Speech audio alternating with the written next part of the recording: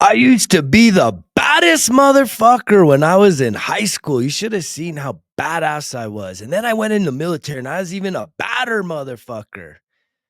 Welcome to the Results Kill Excuses show.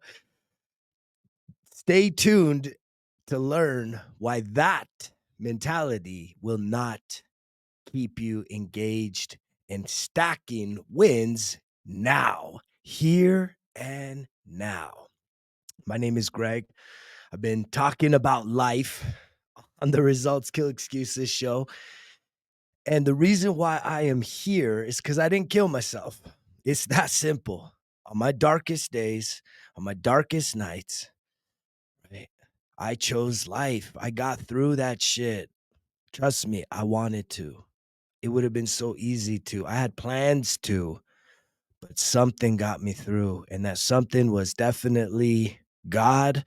And it was also just my will to say, this can't be the end, man. This sucks. This is fucking the worst ever.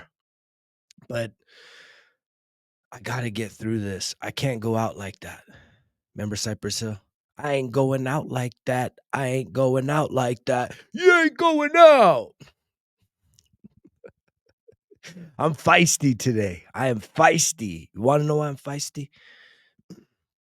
Because I'm fighting, right?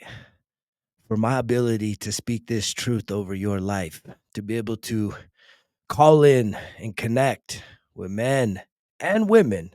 You ladies are more than welcome to the show. You are more than welcome to the Results Kill Excuses tribe. But we all know that it's a healed, wounded warrior like myself, right? Right here. This man right here that's trying to connect with men that are broken, wounded warriors. Still, did you hear the difference? Healed, wounded warrior, broken, wounded warriors. Y'all are out there. And I believe it's the responsibility of those healed, wounded warriors to help and to guide and to mentor and to coach and to help lift up the broken, wounded warriors that are still out there. Stuck in your heads, man. It's in your heads. It's in your minds and your emotions. And so many people, I used to be this or I used to do that. And what I'm starting to realize as I'm continuing to do this work, you guys. If we replay it back, right? I'm weeks away from my 12-year sobriety date, July 22nd, 2024. Because guess what? On July 22nd, 2012, this dude hit rock bottom. I hit rock bottom, man. I was glued to a VFW bar stool and I couldn't stop drinking. And my wife at the time was trying to track me down and I was literally right around the corner from where her and my kids were having dinner. And I was just non-responsive. I was just checked the fuck out. And then I finally did tell her where I was at. And then she came in and kind of made a scene. And clearly I was buzzed. She was probably a little buzzed. And we got into a huge fight after going home. And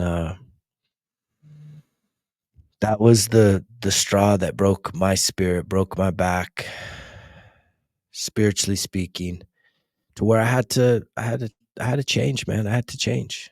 I had to stop. I had to start. It's not about stopping. I was already doing lots of shit that was not doing me any favors. And one of them was living in the past. One of them was being depressed, right? And I think a lot of men are suffering with grief. It's grief. And there's stages of grief that we have to go through. And the first is denial, man. And what are we grieving? We're grieving the past. We're grieving what you used to be. I used to be this fucking war hero, combat veteran. I used to be a all-star, all-state, high school, whatever. Right? I used to be the stud muffin of stud muffin, Mac Daddy of them all. And now look at me. Look like a bag of chips with some tits and a big old tie around my waist. But I used to be that. I used to be that. I used to be the baddest motherfucker out there, man. Every girl wanted me. Everybody wanted to be like me. What about now? What about now? How about now? What happened? You peaked. That's what happens. They talk about people peaking in life.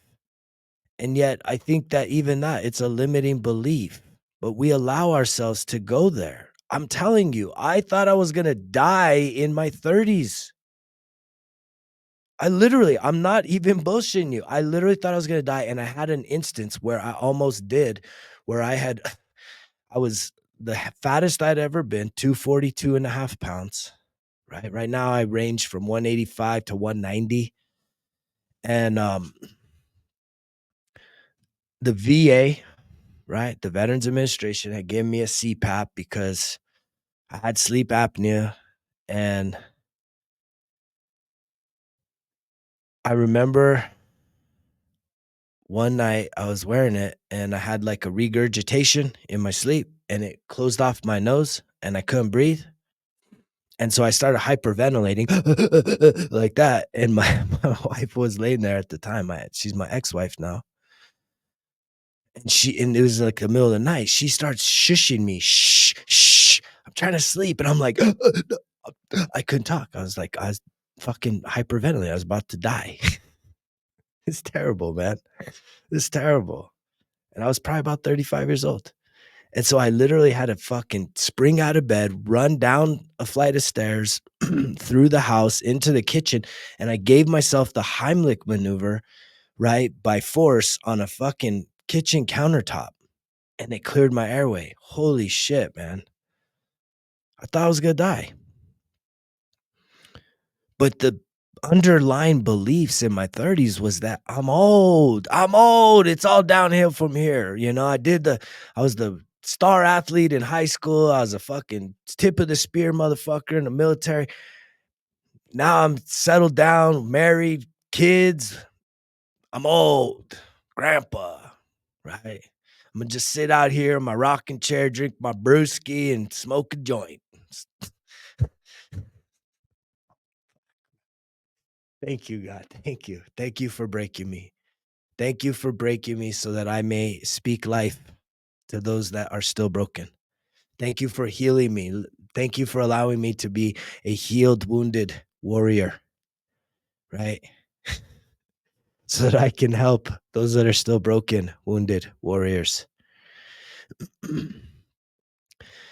And so that mindset of, and so that's the grief, right? That's the grief. You're living in denial, and then there's anger, and then there's bargaining, and and just this, you can't get to acceptance that it's gone. And the other thing that you have to do is get past your limiting beliefs that you're old. You're not old. There is somebody, I don't care what age you are, right? You could be in your 20s, 30s, 40s, 50s, 60s, 70s, and even 80s. And guess what? Someone is living the optimal, healthy, active, right, vibrant life right now, your age. But if you're falling short, you're the reason why. And it's usually your thoughts. It's what you're listening to. And what you're listening to is usually the voice in your head that's holding you back. And it's also whatever the people you're spending the most time with. And then if you assess them, not judge them, not criticize them, if you just look around and say, man, who am I spending most time with? Right? What is their financial status? What is their health and nutrition look like? What is their sense of adventure and vibrancy and living life to the fullest and just being a positive, optimistic person? Like, where do those people fall on the spectrum? And the chances are they're a reflection of you. They're an absolute reflection. The people that are right there right now are a reflection of parts of who you are. And a lot of times we don't even want to realize that.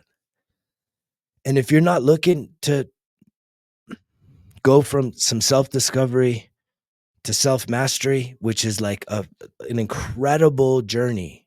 It's an expedition, man. It's a deployment. You put yourself on this deployment to say, I'm going to start discovering who I truly am right here, right now. And I'm going to go on this mission to find my true self today. And what I have found, you guys, what I have found is that my best self is this motherfucker talking to you right now. This guy right here, right now, all natural. Ain't no bullshit. Ain't no I don't know, testosterone treatment. None of that. I don't even take pre-workout to go to the gym. I don't need that shit. I already have the mindset that if I get in the car, if I put on the gear, get in the fucking car and drive to the gym and walk through that door, it's on. I don't need nothing else. I don't need any other motivation other than the fact that I decided that I am going to maintain this for the rest of my life. That's it. And again, when I walk through that door, guess what? There's men in their 50s, 60s, 70s that look incredible and they inspire the shit out of me. I'm like, holy shit. When I'm climbing up big ass fucking mountains, I'm seeing men and women in their 50s, 60s, 70s doing the exact same thing. Maybe not carrying a big, huge pack like me, but they're still active. They're still getting after it. They're still living life and doing adventurous things. And y'all are sitting back. I used to do that. I used to be like this. And I used to, I got the trophy to show it and the certificate and the medal and all the bullshit. What does it do for you now? Right? I'm going to be honest. That's why I used to be so heavily. If you're new to my show, I'm a Navy corpsman. Right? I was with the Marines.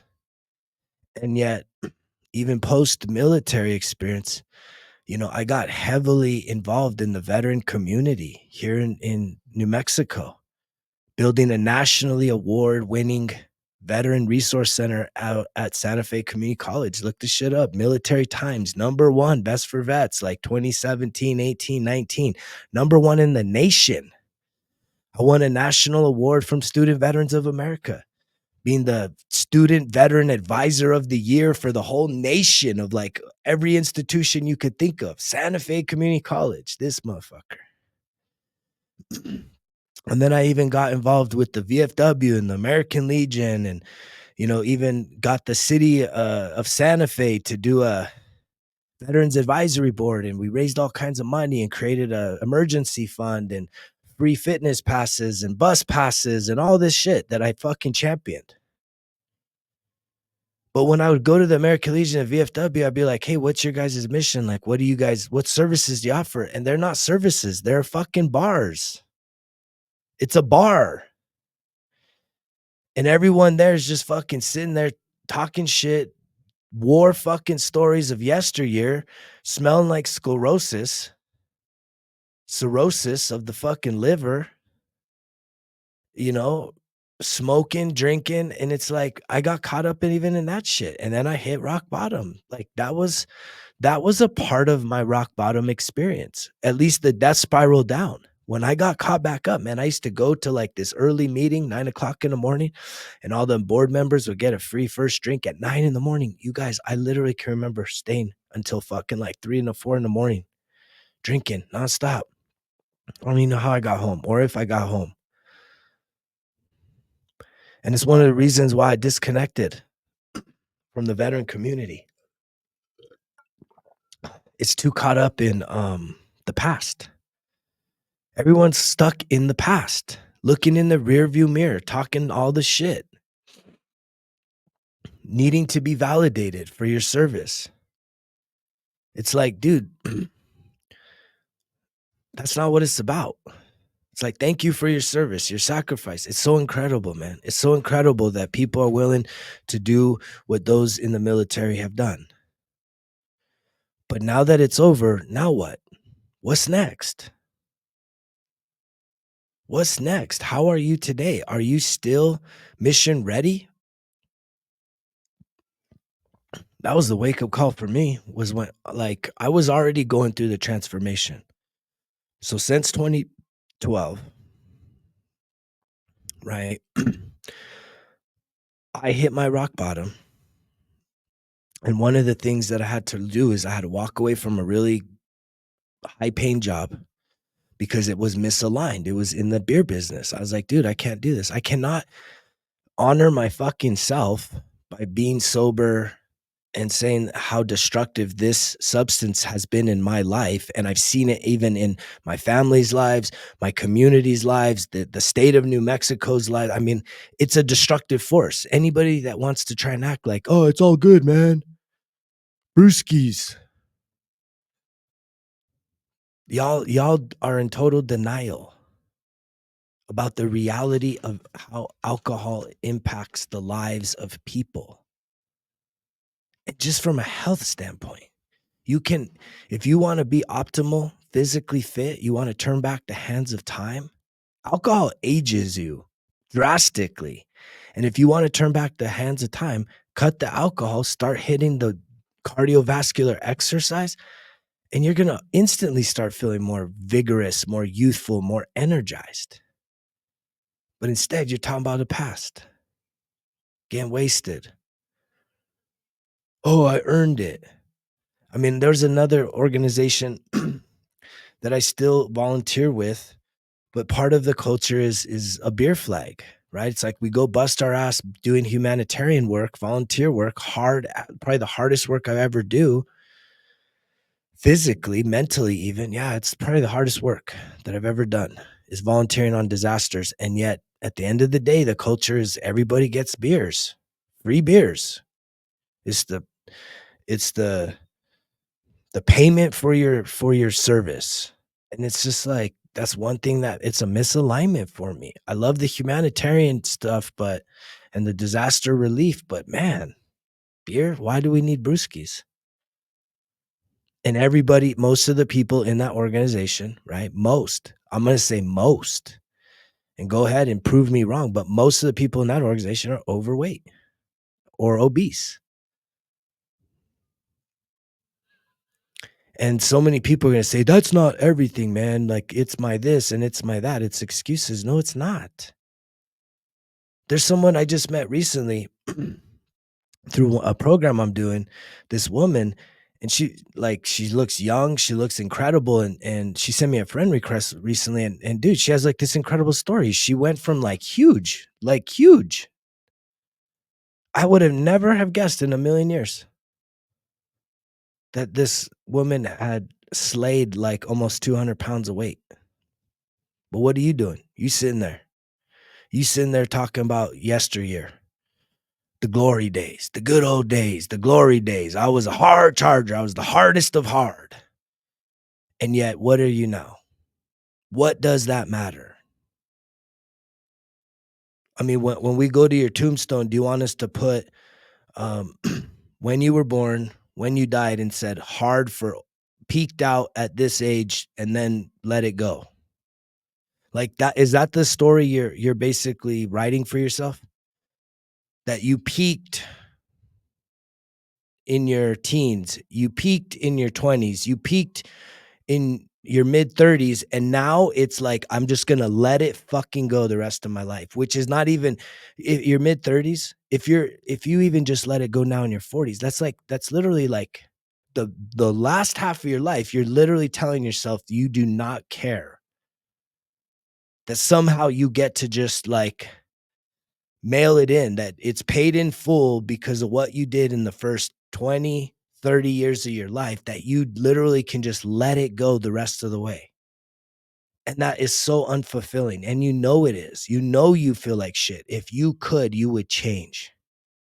But you want to only change if it was easy, just as easy as talking all that shit and thinking about yesteryear. And it's sad, man. It's sad. There was this thing I was looking up. It's like, why do people live in the past so much? This behavior stems from past failures or disappointments that make them wary of trying new things. Instead of seeing these experiences opportunities for growth and learning, They view them as reasons to play it safe. But life can't really go on without us taking a leap of faith. And that's what it takes. So you've either had past failures, and usually it is that. Like, you've had these successes, and then that's you only talk about the successes. Most of us are so ashamed of the past failures and disappointments that set us back, that we always try and highlight the highlight reel from our past, when it's really, you're missing out that the opportunity for your life, for growth, is for you to acknowledge everything that you've been through, the good, the bad, and the motherfucking ugly, to acknowledge all of it.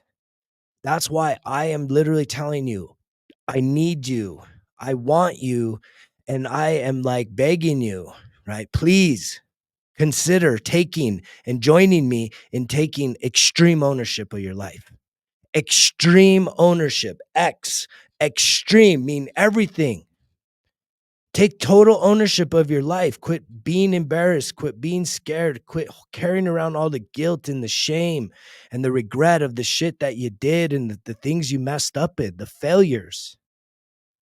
Take extreme ownership. And that means everything. Take 100% accountability and responsibility, extreme ownership of your life, and watch how things start to shift, how new opportunities for growth. But you have to also then be willing to try new things. Again, when I hit rock bottom, 2012, 12 years ago, right? If I could only had me, if I could only had this version telling that version and guiding him through the process, holy shit, man, I would be light years ahead. And so the fact that you're listening, and if you've listened this long, that tells me that you are locked in, that you are ready, that now is your time. So I hit the rock bottom. I had to come to my senses, take an assessment of what I had done, and said, okay, I have to take total ownership, extreme ownership of this situation. Then I need to see what are the things that are not serving me, that are not helping and benefiting my life. And alcohol was front and center. THC was there, but then it was just this emotional, I was emotionally unstable. Right. I mean, there's other ways to describe that, but I literally I lacked self-control of my emotions. I would always describe to the therapist that I feel like there's just lava, like I'm a volcano and there's lava under the surface.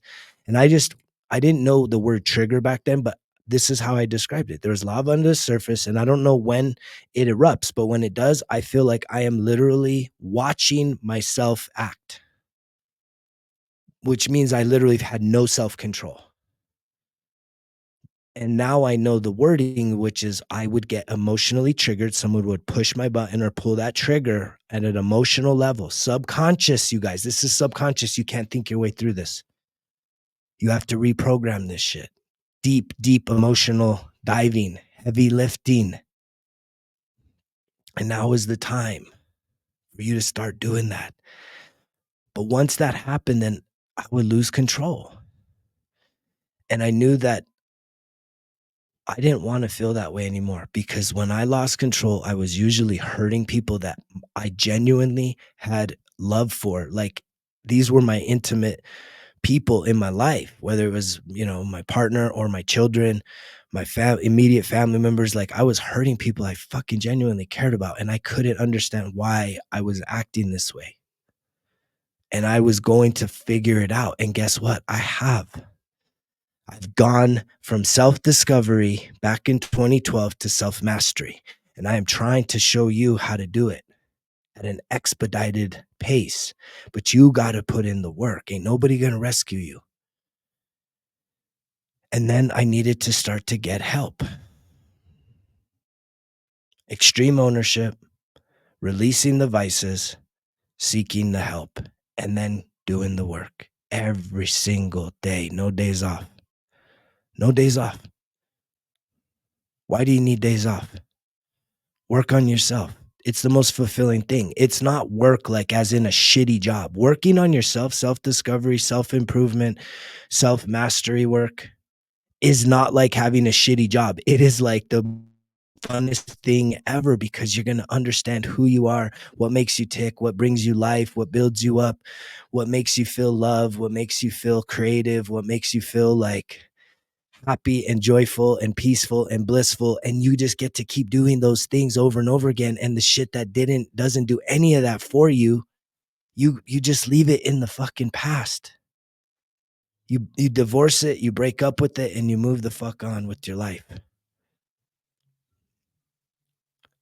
And I am inviting you to join me. Consider joining me. And I have something very special for you. If you're watching this message, the in your app store, depending on when you're watching this message, as of July 4th, 2024, if you have an Apple, right, an iPhone, if you have an iPhone, type in these 3 magic words, right? Results kill excuses, and download that app. I have 25 lessons, 5 courses, each 5 lessons long of self-discovery work as my gift to you. It literally has guided videos, free downloadable worksheets and journal prompts, step-by-step videos, right? An audio download if you want that. But literally, if you are ready to take that first step, that leap of faith, and you know that now is your time, get on there and start with the greeting and really just give yourself an opportunity to figure out which one of those lessons, if not all of them, right, just sounds interesting enough for you to try and see it through.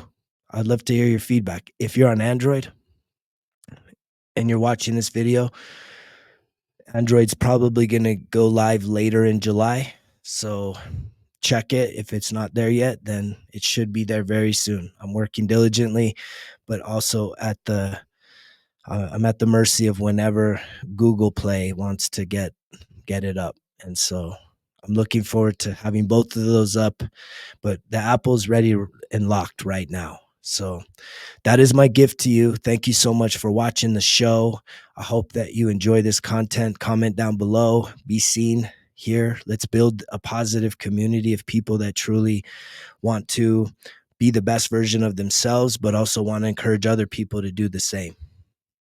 Subscribe, share this message. It means the world to me to get this message out to as many people as humanly possible, especially men that are suffering, especially those men that are suffering, because if I can help men that are broken, right, I know that I'm going to be able to heal the lives of women and children that are around them.